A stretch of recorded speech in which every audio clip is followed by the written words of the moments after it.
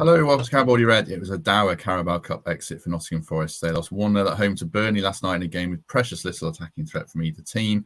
We'll discuss that, a frenzy of potential transfer activity, a new shirt sponsor and a new chairman in the company of, first of all, Reds fan Michael Temple. Temps, good afternoon. How are you? Good, thanks, chaps. Just about over yesterday's game. I was half expecting a ball draw and then some drama in the penalty shootout, but yeah, not to be. No. Sorely lacking, but there you go. We'll discuss that anyway. And our second guest today is a debutant, a rare debutant, a new signing, if you will, on the eve of transfer deadline day in the form of BBC Radio 5 Live's Charlie Slater. Charlie, you covered the game last night and you've done a couple of other Forest matches. Good to have you with us. How are you? Yeah, good. Yeah, just about, as Temp said, just about over the excitement of last night's game. Would have put a glass eye to sleep, I think. It's, yeah, happy to be here. Good. Yes. Indeed. In fact, why don't you kick us off with just elaborating on those general thoughts? A very dour cup game, sorely lacking in entertainment. What did you make of it overall?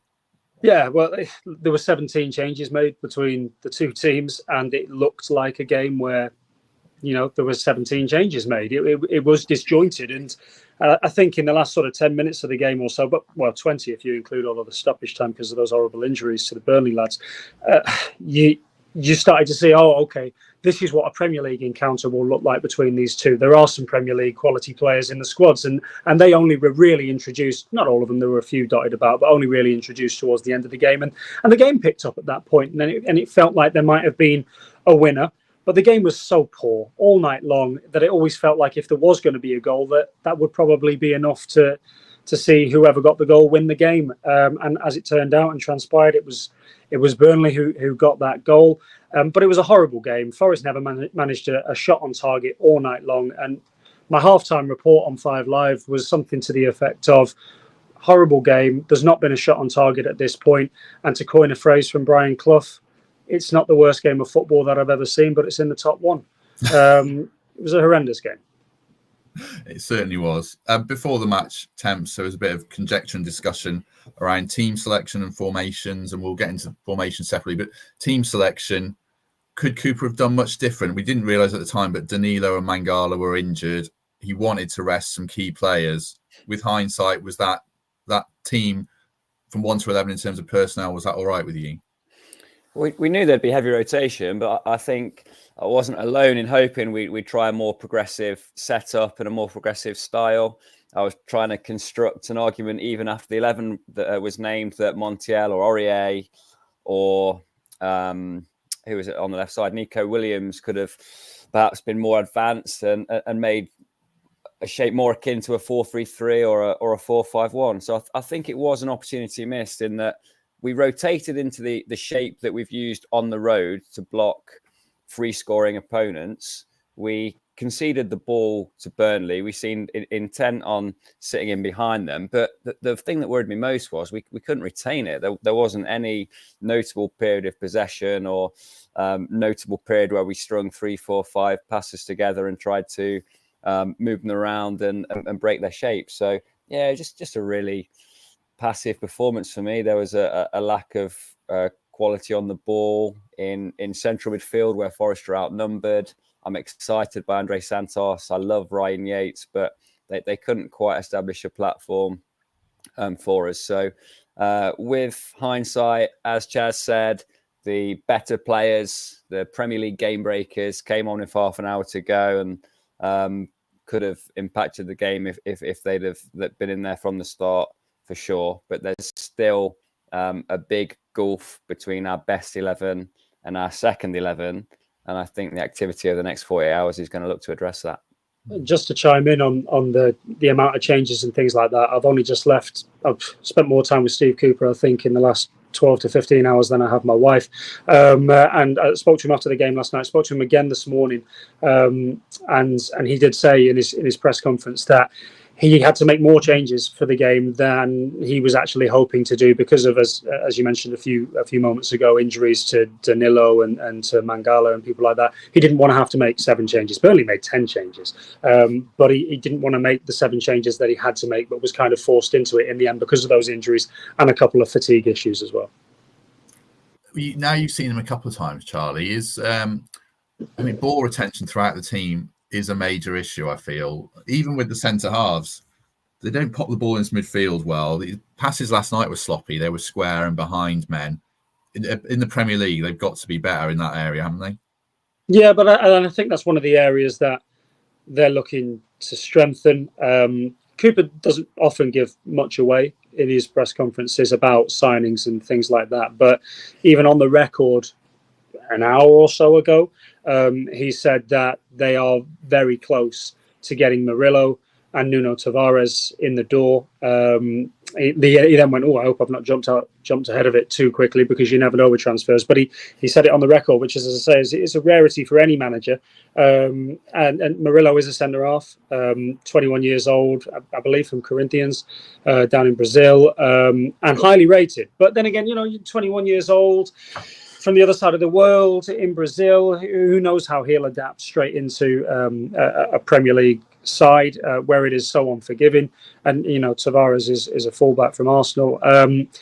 But Felipe was back on the bench last night, so I don't think it'll be too long before you see him back into the defensive rotation there. And we know that he can pick a pass better into the midfield, and pick a pass more generally better, speaking as well. So yeah, it's such an important part of the game, isn't it? And both teams last night were trying to play out from the back and didn't do it to great effect at all for the vast majority of the night.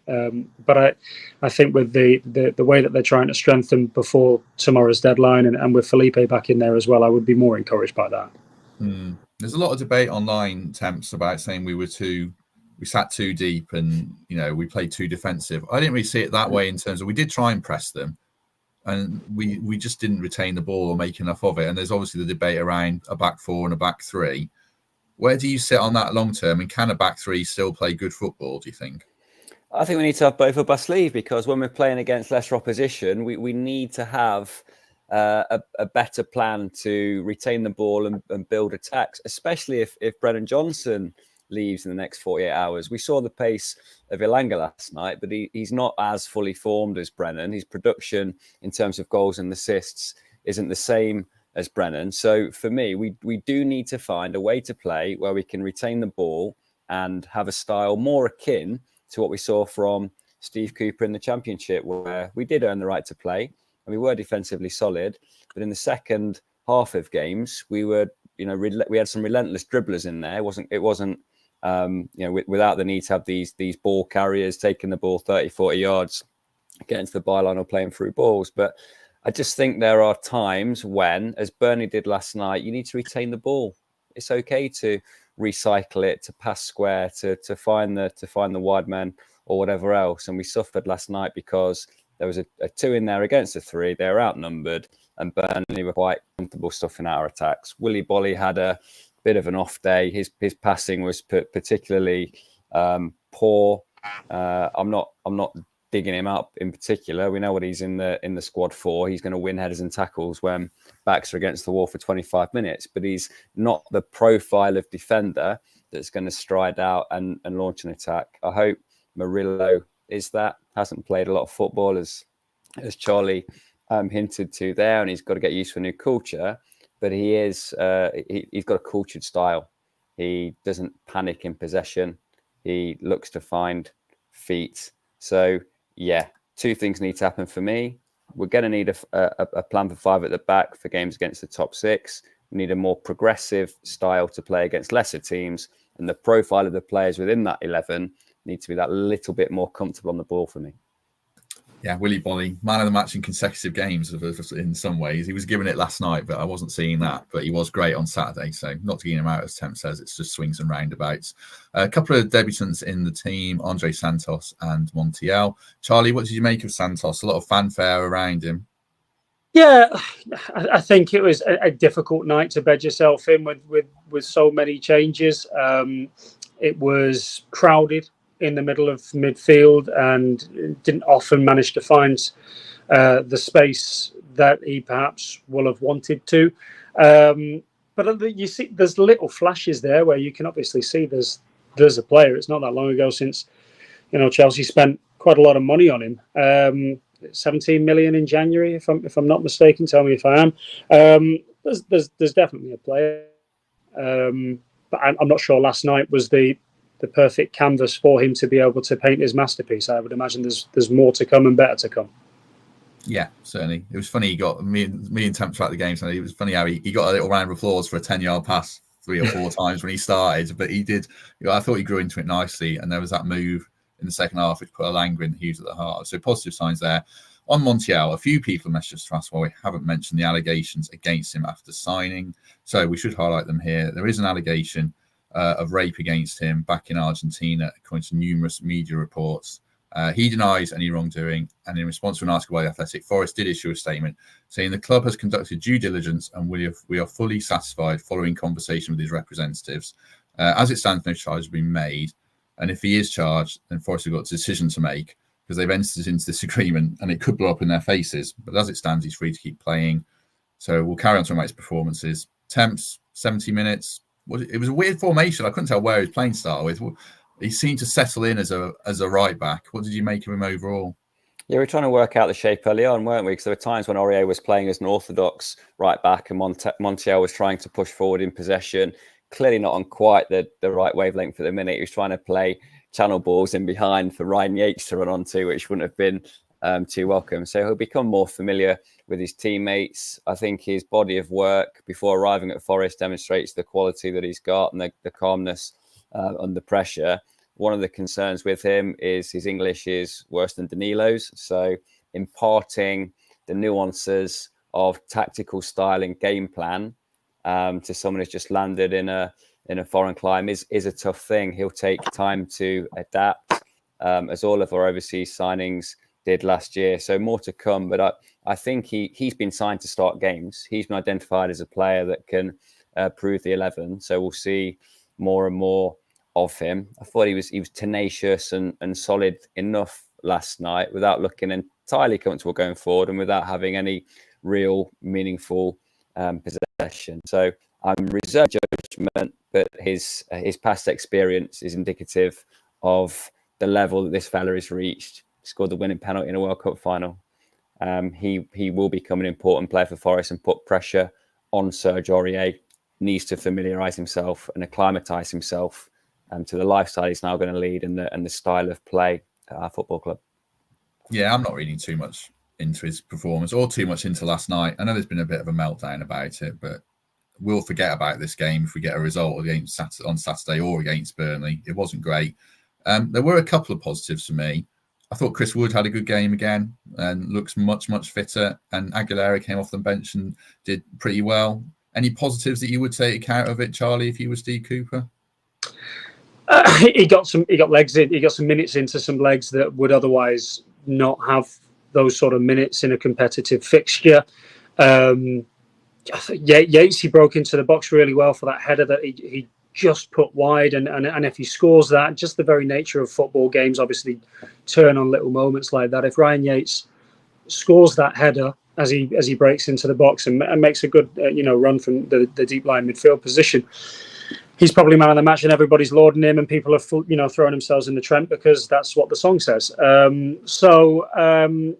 I thought, yeah, Chris Wood, he didn't last longer than I thought he was going to, but I thought he got a good amount of minutes into Chris Wood last night before he substituted near the end. And going back to the Sheffield United game, obviously the late winner from Wood, when I spoke to Steve Cooper afterwards, he really spoke about how he wants everybody to get behind Wood this season and the kind of difference he can make. And I also spoke to Paul Heckingbottom after the game, and he sort of picked out Chris Wood as an example of how far the Blades still have to go to be able to compile a Premier League squad. He said, we're bringing, all due respect, 2 academy kids off the bench who are 19 years old, and Forest were bringing off the bench that night. It was Chris Wood who scored more than 50 goals in the Premier League, Ryan Yates and Anthony Elanga, and he used that as an example of how far they've still to go. So I think I don't think he's going to compete at the moment, certainly not with the sort of rich vein of form that Taiwo Awoniyi's in.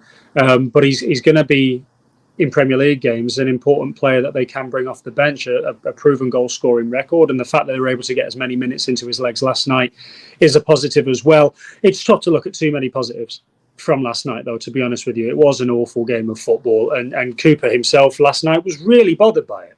You know, I actually said to him in the tunnel afterwards, I said, a lot of people could just write this off and go, well, look, it's the League Cup, who cares? But that isn't the emotion that I'm getting from you. And he was like, no, it isn't. It wasn't good enough. We were nowhere near the standard last night. He was bothered by it last night. So he'll have tried to take some positives out of it, but I'm not sure it was an evening where you can grab too many positives. It was an evening where, great, you got some minutes into some legs that wouldn't otherwise get them. Move on. Agreed. It was good for me. I believe Wood got a decent reception when he came off, because he was borderline booed on a couple of times. So I'm glad he's winning fans over. A quick point on Yatesy Temps. We noted at the time, one consistent area where he lets himself down is he misses a lot of chances, doesn't he? If he could add goals to his game at this level, then he would be one of the first names on the team sheet every week, I think, wouldn't he? It was a beautifully timed run, wasn't it? And I think the nature of his position allows himself to ghost into the box if we are going to have production from wide areas. I think Elanga is going to be far more get to the byline and cross it, stand it up, than the Brennan Johnson slightly more direct route, looking to score as get a shot on target before he considers the cross. So I think that there's potentially the profile there. If we had Hudson-Odoi as well to get more balls into the box, and Yatesy could benefit from that. But yeah, it's not the finest part of his game, is it? Hence why we don't swim in the Trent all that often. Someone's asking in the comments, Charlie, when's Mangala back? Did Cooper say anything in his press about Danilo and Mangala? No, he didn't. He I have to be somewhat careful about what I say here, because some of it is embargoed until later today. So while I figure out which bits were embargoed in my head, and I feel while I'm saying this. But no, just he talk without didn't. Filter. Come on, talk without filter. He didn't mention how long Mangala will be out for. He did mention the injury to Danilo, but that's embargoed until later today. So it wouldn't be for me to say what that is right now. We shall find out soon enough. Last point on the game, a real gripe of mine. Why are we smashing it long? And smashing it wasn't the use of words used in the show notes. Why are we smashing it long when as soon as 11 minutes of injury time go up? If it was the old school 3 minutes, then okay, smash it long. But we're just wasting time. And that brings me to one last point as well. Temps. Turner's kicking is probably a weak point. Really good shot stopper, good command of his area. If he was a goalie 20 years ago before back passes, he'd be spot on. But we did see a little chink in the armour for the first time last night, perhaps, didn't we? Yeah, he's not as comfortable on the ball. And I thought Muric, who was bang average at Forest, was probably my man of the match last night. Not for anything he did spectacularly well with his hands, but they were able to launch so many attacks and bypass the first Forest line through his incisive passes, through his one-touch. Did you watch Muric in the first half last night? Passing. He was all over the shop.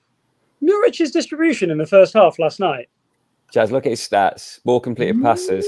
Mate, yeah, only because the ball was there a lot and he managed to pass it 8-10 yards. But that first half an hour of the game, he was all over the shop at the back, Muric. Sorry, but you were talking. I apologise. Yeah, no, different perspective. I thought he was very effective at drawing the man and finding feet. He didn't go long unless it was a last resort. Very aware of his fullbacks, Charlie Taylor in particular, very comfortable on the ball. And yeah, his accuracy of distribution was far superior to Turner's, who did resort to the lump. Often it was misguided as well. Chris Wood pulled the ball out of the sky and flicked in Elanga to start the second half. And it was the best of Chris Wood, who can cope with that kind of ball. Rewind a year, we started a game at Man City with Jesse Lingard, Morgan Gibbs-White and Brennan Johnson up front, and we were lumping it aimlessly. There were too many long balls, last resort balls from Turner last night, aimed at 5'11" wingers rather than the brute that we've got down the middle. So that's something he needs to adapt to and become aware of.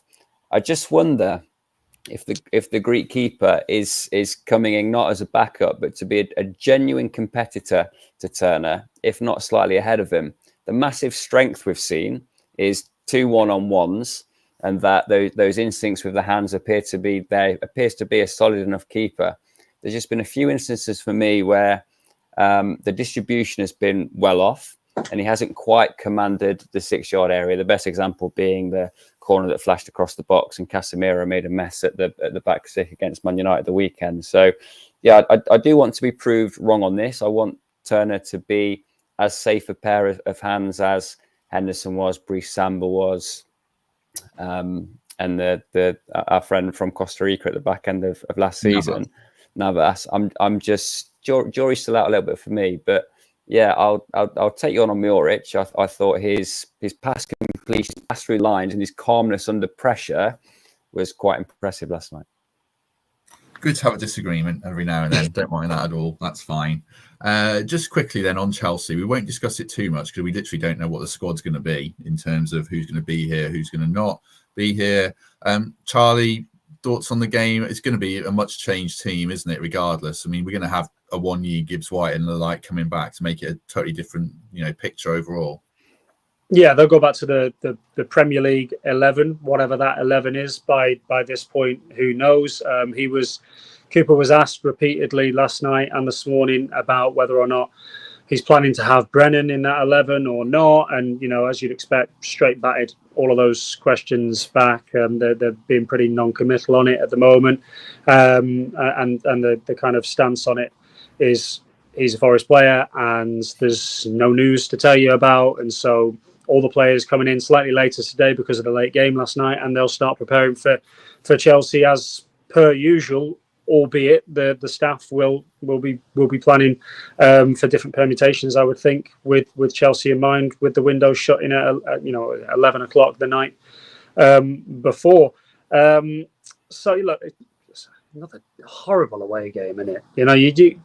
You do feel like, and I know Steve Cooper's and a lot of anyone to do with Forest has talked about the start to this season so far as the hand they've been drawn with the run of away games. I don't want to say it's unheard of because it probably has happened before, but it can't have happened very often. When you run through the list of it's 6 of the first 7 away Premier League games is Arsenal, City, United, Chelsea, Liverpool, and one other. It's a crazy run. It's a crazy run to start the season, and they've shown real improvements, I think, already in their away form.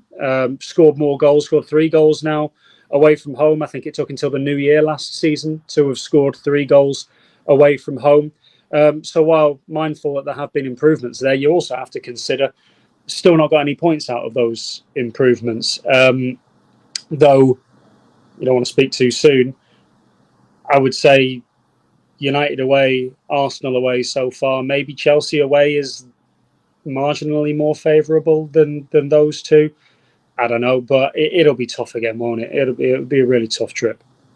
Yeah, I think to me it's probably tougher than United. I think Chelsea, they come off the back of that Luton game, which was too easy for them, and I think that'll give them a bit of confidence. I feel it's a tougher one personally. Any players, temps, not a full 11, but any players who didn't play last night who will come in for you like Worrell, and any players who did play last night that might keep their shirt, like maybe Montiel. Obviously Santos can't play, but any different players that haven't featured so much in the Premier League so far? I don't think anyone made quite a case in the way that Worrell and Bolly did in the corresponding fixture at this stage of the Cup last season, where the rotation gave them a chance to shine and they grabbed it. I think there's a narrative building around Chris Wood in a positive manner. I think he can be that 20-minute man, although with the current state of added time, a 70-minute sub is going to have a 30-minute impact on the game. So I think Chris Wood has reported for pre-season in good shape, determination. He's had that early contribution at home a couple of weeks ago.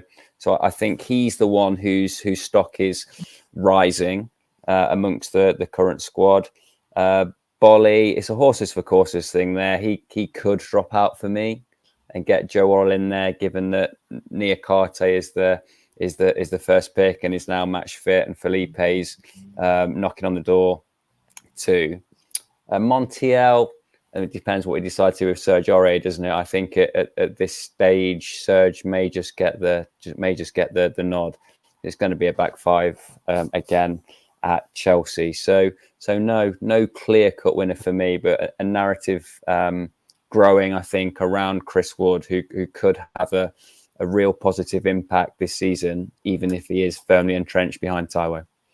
You're right about Niakate. That was one thing we missed, that to have him coming through 90 minutes and looking sharp, or sharpish, as sharp as anyone looked last night, is a positive, and I'm sure he's, touch wood, a fixture in the team now. Quick plug as / commercial break before we move on to transfers. Do vote for us in the Football Content Awards if you can. Link in the description. After being shortlisted last year, it'd be great to get your support again. And also, happy birthday, Laura Mitchell. Hope you realise how lucky you are to be married to Greg. Have a lovely day. And let's get on to transfers then. As Charlie said, Cooper pretty much confirmed Tavares and Murillo. There's other names that are probably going to happen. Nicolas Dominguez is one. And I'm going to scroll down my notes and try and find the name of the goalkeeper. Oh, I can't find it. That's annoying. I wrote it. Odysseus Vlachimodos. Is that right, Charlie? It's as good of an attempt as I've heard. But thank you. I'll take that as a compliment. Is it the only attempt you've heard? No, before the presser started, a few people were trying their luck at it. And I think the general consensus was say it quickly and confidently and hope for the best. That's always the best way. Pretend you know exactly what you're doing. Walk into the bar like you belong there. Michy Batshuayi as well, if I didn't mention him. There's so many names. There's probably too many names, which is a talking point. Let's talk about midfielders, Temps. I'm a bit worried we're going to end up stockpiling players and we're creating another problem for ourselves, kicking cans down the road with Freuler going out on loan. Lewis O'Brien's gone to Middlesbrough on loan for the season. Dominguez could come in. Sangare's still on the table, be a great signing. And Ndidi maybe. What's your overall take on midfield, Temps? Yeah, I think we're starting to have choice and blends and options for all occasions. Sangare is the one that excites me the most. I think he can be an immediate lift to the quality of the starting 11. It would be a really, really ambitious target to grab, given his standing and the fact that his team have just qualified for the Champions League. So he's the one that excites me the most. And John Percy's little line earlier today, I think, has got quite a few Forest fans excited. It also, though, feels perhaps the most unrealistic. And I think making room in the salary budget by offloading 3 or 4 players is as important, if not more, given the kind of potentially perilous state of FFP. So big thing for me is finding a system in which we can get 3 of these talented central midfielders onto the pitch at the same time, if we are going to make use of that stockpile, as you put it, in that particular position. I think we're stronger and have more depth there than we do at centre half. So I just hope with that relatively easier run of fixtures that we have in a few weeks' time, we find a way to get 3 of these guys on the pitch. Far more excited by Sangare than Ndidi. I wouldn't cry too many tears if he slipped off the radar. I think he's perhaps peaked a couple of years ago.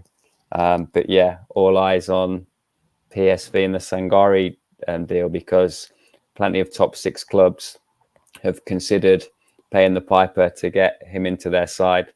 And on the evidence of fixtures so far this season, we just need that player who's that little bit more comfortable on the ball, able to play that more progressive pass. And also a bit of a transfer of riches. We've decided we're going to cash in on this starlet right winger who has been a Premier League game breaker, and to reinvest that in centre mid. Sangare's been a target for a long time. It's probably going to go to the wire, and he probably does see himself at a club with Champions League pedigree. But that's the one that really excites me of all the names that have been mentioned. This is the way Evangelos Marinakis does business, isn't it, Charlie? I mean, he backs his managers and he says, I'm going to give you the tools, you go and use them, in a way, doesn't he? Yeah, there is that side of it, the recruitment, in the sense of you can go out and at times get the players that you're after. Sometimes the players are provided for him because there's an entire kind of recruitment process where they'll look at players and go, right, we'll think that will be a good fit for Steve, and away they go. Interesting one, the Wilfred Ndidi stuff. Like Sangare, yeah, they've been linked with him, as Temps was saying, for a long old time now. And anytime there's that much smoke, you would sense there's fire. And particularly when if John Percy tweets about it, chances are it's right. So, yeah, the Sangari one is obviously going to be tempting. Wilfred Ndidi I've seen quite a bit of because I was covering Leicester City for East Midlands today over the years. And on his day, he's a really, really proficient footballer. He had to play out of position quite a lot for Leicester over the last year or two, having to drop into defence when they've had issues in the middle of defence there. And I do wonder whether or not players like that can become a victim of, just turmoil at a football club. When the football club is going badly, as obviously things did last season for Leicester, it's difficult to stand out. You could always make the counter argument of that as, a great player is a great player and they'll stand out no matter what situation. But I think it can be difficult to stand out when things are going badly. So I wouldn't necessarily write him off as if he were to be a player that could come in, because I do think there's a quality footballer there in Wilfred Ndidi.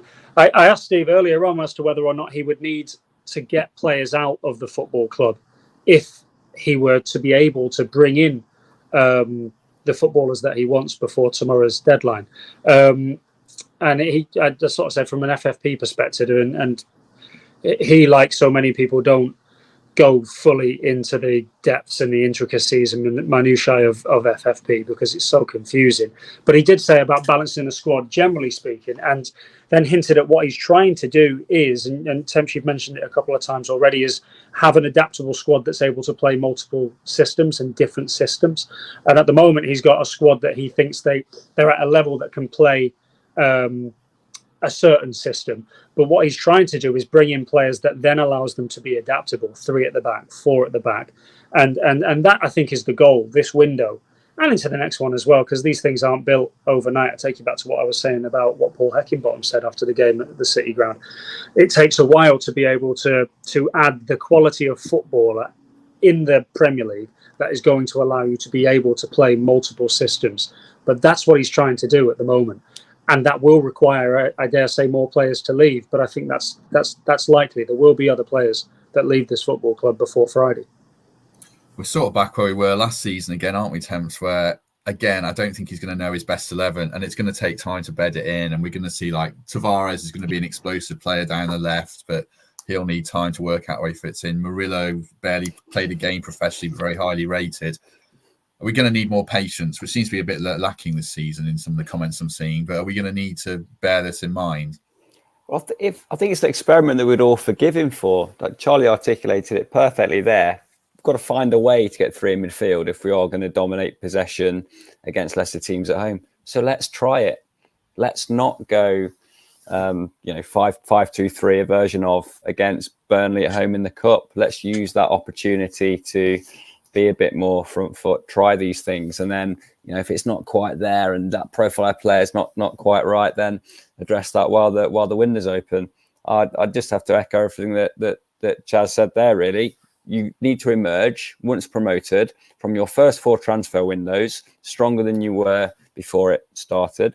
I think we've had 2 quite productive transfer windows as it happens, despite the axe falling on the recruitment team a couple of times during that process. We've increased our options. We've become a more solid Premier League outfit, but we'd forgive this experiment. Like we'd forgive trying these formations, these shapes that he aspires to play, even if the personnel aren't perfect, because I think if time was replayed and we face that Burnley side again, we would make different changes. That's life. It's trial and error. The trial and error took a little bit too long last season, and we got to the point where a series of quite incredible results saved us from relegation, and we're able to go and enjoy ourselves at Crystal Palace. And I really hope that Cooper is backed, gets the players that he feels he needs in the next 48 hours to make that step and become more comfortable with the ball, because that will be levelled at us in hindsight if we find ourselves in 2 and 3 months' time still trying to play with the scraps, transition quickly, have 3 big lads at centre-half and do very little with those central midfielders. I think that's his plan. It sounds like it's what he's articulated to Charlie and the other members of the media that he trusts and has regular interface with. But yeah, the message from me is I think we'd all forgive him if there was a failed experiment that was in the interest of getting there a little bit quicker. Yeah, I mean, long term, I hope it's a 4-3-3 or a 4-2-3-1.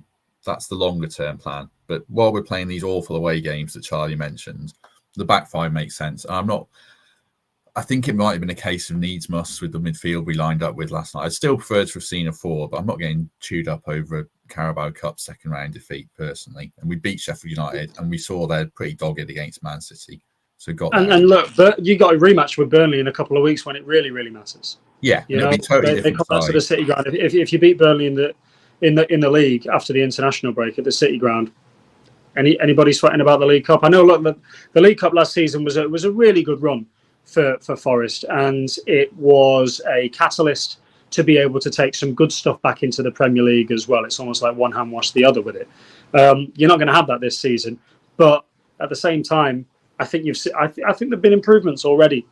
I've seen 2 Forest games in person this season so far, both at the City ground, and I've already seen enough to suggest that there have been improvements.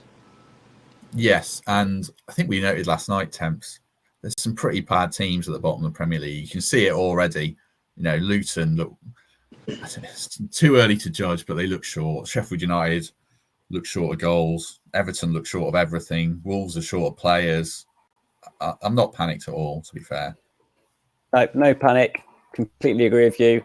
That bottom 6 almost has a pretty familiar look to it, doesn't it? With Sheffield United, Burnley, and Luton down there, Everton, Wolves, Bournemouth. But you know, we're 14th. We're still in touch with that group that we are determined to motor away from. I think Luton could genuinely rival Derby for that lowest ever points return. They looked pretty hopeless in the games that they've played so far. So yeah, weaker league compared to last year, but we're a stronger Forest than we were at the start of last year. We've come so far, and I'm trying to check in myself off the back of my last answer, but there's a couple of people in the comments just reminding us where we were 2 years ago, and expectations increase pretty quickly. It's a fickle business, and players come and go and are soon forgotten. And we all have this demand for constant progress. We've made a lot of progress in the past 2 years, and every rung of the ladder you climb becomes that little bit tougher. So let's see where we get to. But I'm more confident than I ever was last year that we're not going to be in that scrap in the bottom 5, sweating into the final fortnight of the season, needing to pull off a win against the Head to stay safe. We've made a lot of progress, and hopefully there's more to come. Yeah, I mean, there was a mad meltdown after pre-season that I think has been shown to see completely over the top, and I think last night is probably similar, an isolated case that we'll move on from.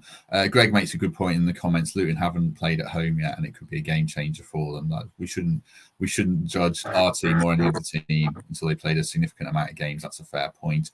There are 624 people watching across Facebook and YouTube, and only 30 likes. So I'll be a horrible YouTube content creator and plead with you to give us a like, because it would make a big difference if you can take a second to click on that.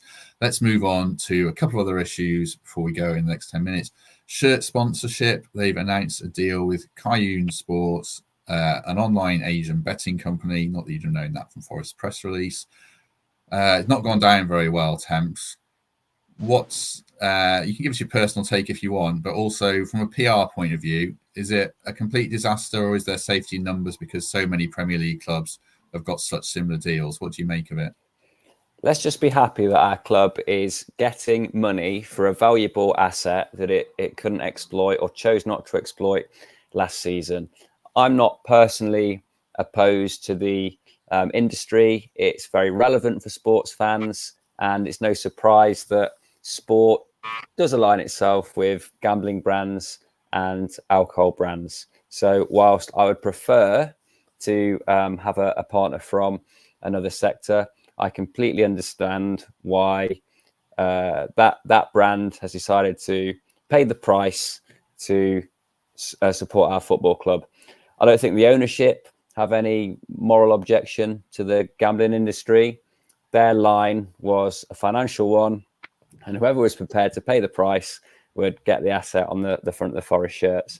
I'm probably slightly more encouraged that it's a brand that is not looking to exploit gambling in the UK. They don't operate in the UK. They don't have a license here. So let's just accept it for what it is, a successful commercial partnership that's going to help our football club sign players, pay wages, and progress. All these players we're calling for, all these things we want to see at the ground, costs money.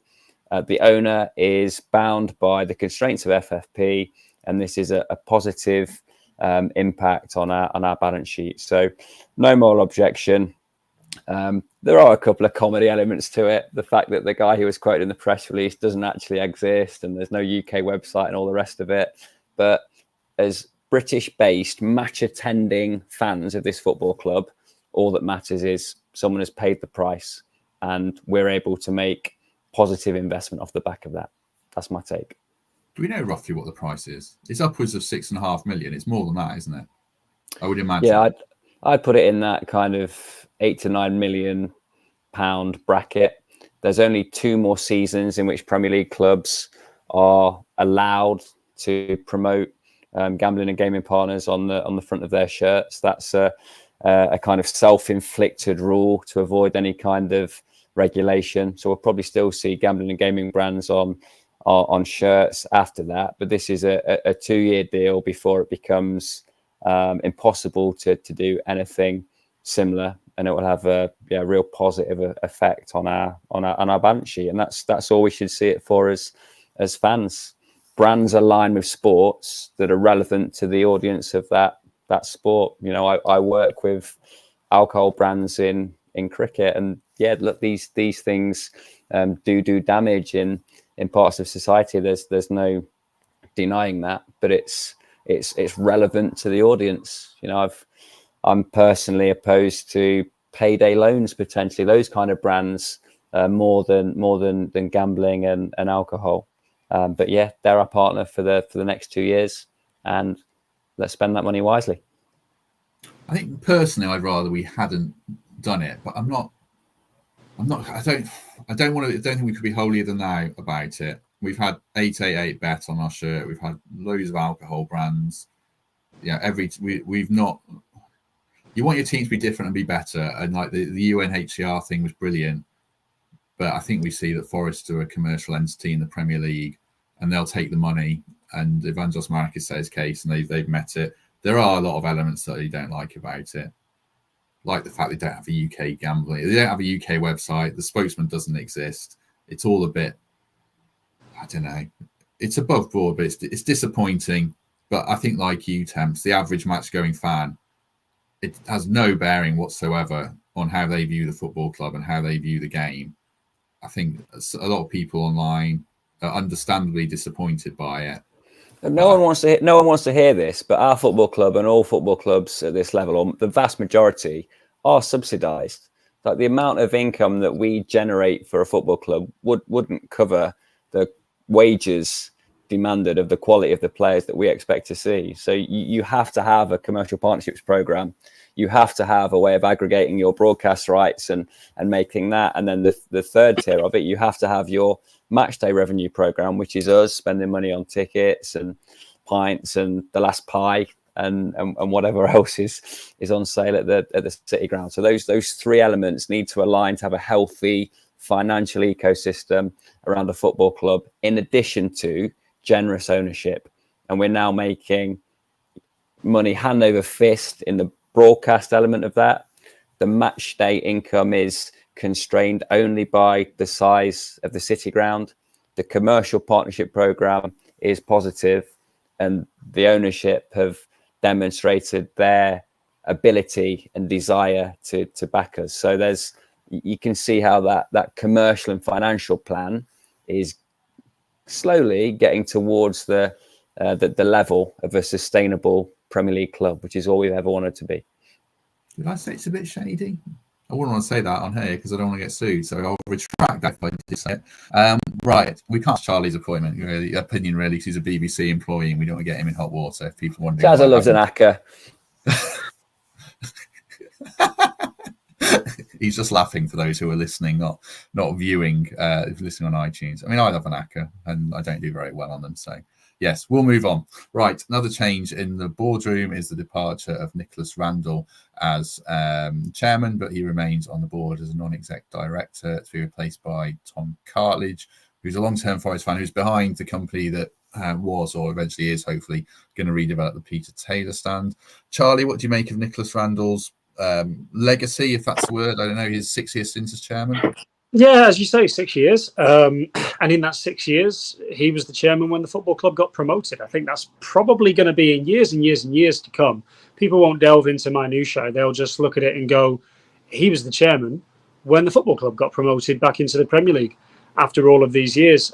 Personally, I've never had many dealings with Nicholas Randall, KC, but I have interviewed Tom Cartledge. Spent about an hour with him, actually, when the plans were first announced, which is, 4 or 5 years ago now, something like that. I had a radio show at the time on BBC Radio Nottingham, and probably spent about an hour with him, talking about those plans and his background in Nottinghamshire and in business and in being a Forest fan as well. It's no coincidence that he's the chairman and he's also the man whose company is responsible for the redevelopment of the City Ground. He said as much. He did an interview with East Midlands Today a couple of days ago, and he said, look, read into it. I'm paraphrasing here, but he said, read into it. He said, I'm chairman and I'm also the guy whose company's in charge of redeveloping the City Ground. He also said that, those plans were 4 or 5 years ago when they were a championship club. Now, the club's a Premier League side, and you see it last night, even for the second round of the Carabao Cup, where everybody who rocked up last night knew there was going to be a heap of changes. There was still 28,000 people there. There's a lot of Premier League sides who won't get anywhere near that for Premier League matches. I was at Wolves the night before for their League Cup game against Blackpool, and while there were still plenty of Wolves fans in Molineux, not the entire stadium was open. There was still, that huge stand away to the left of the main stand at Molineux. Not all of that was open. So you can see now that the Forest are looking at it as a Premier League club. No business. Temps will tell you. Temp's a business person. He works in cricket. Nobody wants to turn fans away. If you've got people that want to come and buy tickets, nobody wants to say, sorry, we can't sell you a ticket because we're already sold out. So there may have to be a slight revision of those plans from 4 or 5 years ago. Now the football club's a Premier League entity. And look, Tom Cartledge tells the story of how he used to, get into the City Ground as a kid 40 years ago, now living his dream, having to pinch himself. It's a nice story. It is a nice story to have a local guy done good from a family that's done good. Be helping to run a football club. Press box is just behind the director's box at the City Ground last night, and I could see Tom. I'm pretty sure he was sat next to the outgoing chairman, and how many people were coming past who he knew and were congratulating him and whatnot. I think it's always nice to have somebody with a real vested interest on the board. He has that, given that he grew up a Forest supporter. And I don't think it hurts as well that he is very, very much ingrained in the plans to redevelop the City Ground, because now you have him as the chairman. Hopefully in time, there'll hopefully be no excuse to not get the redevelopment plans started at some point. I know Nicholas Randall sent Greg and Forza a nice letter as well, which I think we're right to mention on here, saying that they hadn't always seen eye to eye, but it was important and a good positive relationship with them. So I thought I'd mention that. Any words on Nick Randall attempts before we depart? Just, it was always very accessible, wasn't he? If you saw him in the Larwood or around town or at the cricket or wherever, he was always having his ear bent by Forest fans, always very happy to engage. I think he gave instant credibility to the ownership in employing a KC as chairman when they first arrived. We've seen the most remarkable transition of a generation at our football club in gaining promotion from the Championship to the Premier League on Nick's watch. And certainly every interaction I've had with him, extremely approachable, very professional and genuinely cared about the project. And make no mistake, he'll have had some stresses behind the scenes as the buffer between executive staff and ownership. That's not an easy place to be, and he's passed the test of time. But a word on Tom as well. At Horses for Courses, you've now got one of the foremost experts in the city on capital projects and building works and design schemes and all the rest of it, leading your football club. Met Tom a couple of times. He was at our pre-season dinner, actually, and similar to Nick, very approachable, a genuine Forest fan, and yeah, two better chairs of our football club I'd struggle to name. So transition at the right time, in my view, given their relative strengths. But yeah, I suppose thank you to Nick and good luck to Tom. Excellent. Right. I think we'll leave it there. I don't think we've really got time for any other business. We've covered so much ground. We might be back tomorrow. I don't really know. We'll see how it goes with transfer deadline day. Otherwise, we'll be back on Monday, post Chelsea. Thanks very much to everyone who's commented. Lots of division in the comments today, which is fine. Charlie, your debut's been a slightly controversial one with shirt sponsorship, a miserable defeat, various other bits that people disagreed on. But hope you enjoyed it, and thanks very much for being with us. No, pleasure. I think I managed to sit out most of the really controversial stuff. So, yeah, no problem at all. Tempt you to call the bullets there. So thank you for that. I'm not bound by BBC producer guidelines like Charlie. Now he's a star. Some of it's not even being bound by BBC producer guidelines. Some of it's just not me wanting to get involved. Can we claim you as a Forest fan now, Chaz? Because I know secretly you're a closet Man U fan, but you lent yourself to Notts County for a few years. Can we try and tempt you across the river? No, absolutely not. The only reason I'm not wearing a Notts shirt today to troll you all is because it was in the wash. So I'll keep my soft spot on the other side of the river. But I cover all the clubs for my job as East Midlands today. So I work with Forest and Leicester and Derby and obviously Notts and Mansfield and everything else in between. And I have a soft spot for you all, and you'll hate that. And that'll be controversial in the comments. Probably. We've left it too late for that. I'm sure it'll fester while we've gone. I did compliment you on that hoodie you're wearing as well that people won't see. So rather that than a Notts shirt, I must admit. Like I say, only because it was in the wash. Next time. Good. Yes, there'll be a next time. We'll definitely have you back. In the meantime, we'll leave it there. We shall be back potentially tomorrow, as I say, but if not Monday. Have a good few days. Enjoy the Chelsea game. Chill out about last night. And we shall see you soon.